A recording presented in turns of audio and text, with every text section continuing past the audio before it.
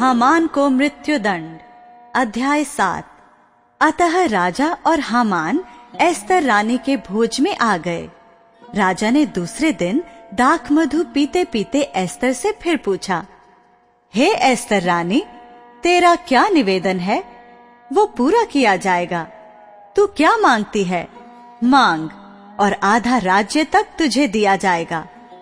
एस्तर रानी ने उत्तर दिया, हे राजा, यदि तू मुझ पर प्रसन्न है और राजा को ये स्वीकार हो, तो मेरे निवेदन से मुझे और मेरे मांगने से मेरे लोगों को प्राण दान मिले, क्योंकि मैं और मेरी जाति के लोग बेच डाले गए हैं और हम सब घात और नष्ट किए जाने वाले हैं।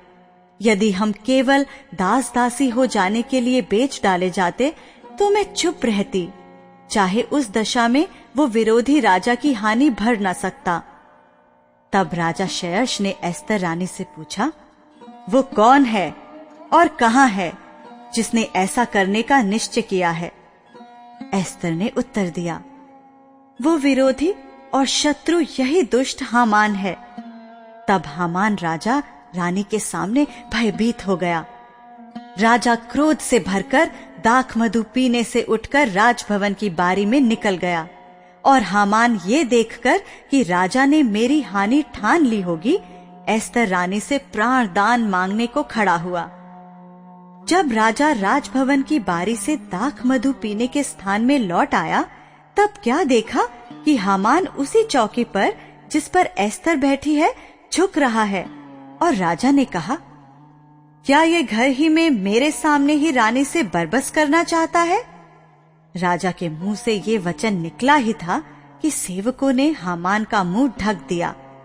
तब राजा के सामने उपस्थित रहने वाले खोजों में से हरवोना नाम एक ने राजा से कहा, हामान के यहाँ 50 हाथ ऊंचा फांसी का एक खंभा खड़ा है, जो उसने मोर्दके के लिए बनवाया है, जिसने राजा के हित की बात कही थी।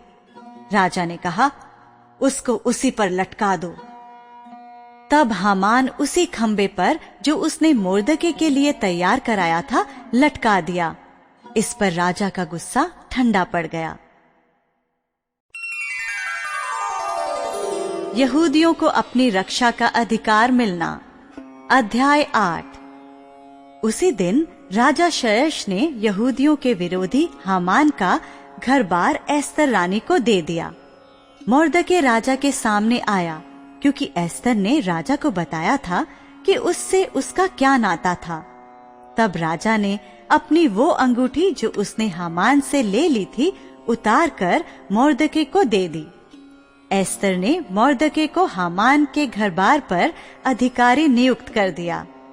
फिर एस्तर दूसरी बार राजा से बोली और उसके पांव पर गिर आंसू बहा बहाकर उससे गिड़गिड़ाकर विनती की कि अगागी हामान की बुराई और यहूदियों की हानि की उसकी युक्ति निष्फल की जाए। तब राजा ने एस्तर की और सोने का राजदंड बढ़ाया। तब एस्तर उठकर राजा के सामने खड़ी हुई और कहने लगी, यदि राजा को स्वीकार हो और वो मुझसे प्रसन्न है और ये बात उसको ठीक जान पड़े और मैं भी उसको अच्छी लगती हूँ, तो जो चिट्ठियां हमदाता अगागी के पुत्र हामान ने राजा के सब प्रांतों के यहूदियों को नष्ट करने की युक्ति करके लिखाई थी, उनको पलटने के लिए लिखा जाए, क्योंकि मैं अपनी जाति के लोगों पर पड़ने वाली इस विपत्ति को किस रीति से देख सकूंगी? मैं अपने भाइयों के विनाश को कैसे देख सकूंगी? तब राजा क्षयश ने एस्तर रानी से और मोर्दके यहूदी से कहा, मैं हामान का घरबार तो एस्तर को दे चुका हूँ और वो फांसी के खंबे पर लटका दिया गया है, इसलिए कि उसने यहूदियों पर हाथ उठाया था। अतः तुम अपनी समझ के अनुसार राजा के नाम से यहूदियों के नाम पर लिखो और राजा की अंगूठी की छाप भी लगाओ, क्योंकि जो चिट्ठी राजा के नाम से लिखी जाए और उस पर उसकी अंगूठी की छाप लगाई जाए, उसको कोई भी पलट नहीं सकता।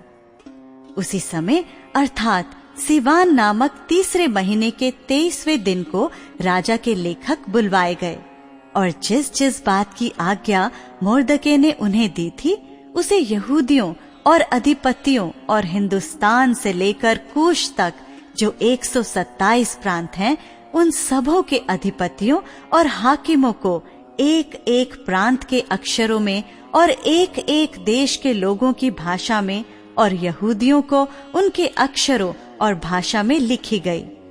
मोर्दके ने राजा शयर्श के नाम से चिट्ठियां लिखाकर और उन पर राजा की अंगूठी की छाप लगाकर वेग चलने वाले सरकारी घोड़ों, खच्चरों, ऊंटों और साड़नियों पर सवार हरकारों के हाथ भेज दी। इन चिट्ठियों में सब नगरों के यहूदियों को राजा की ओर से अनुमति दी गई कि वे इकट्ठे हों और अपना अपना प्राण बचाने के लिए तैयार होकर जिस जाति या प्रांत के लोग अन्याय करके उनको या उनकी स्त्रियों और बाल बच्चों को दुख देना चाहें, उनको घात और नष्ट करें और उनकी धन संपत्ति लूट लें। और ये राजा शयर्श के सब प्रांतों में एक ही दिन में किया जाए, अर्थात अदार नामक 12वें महीने के 13वें दिन को।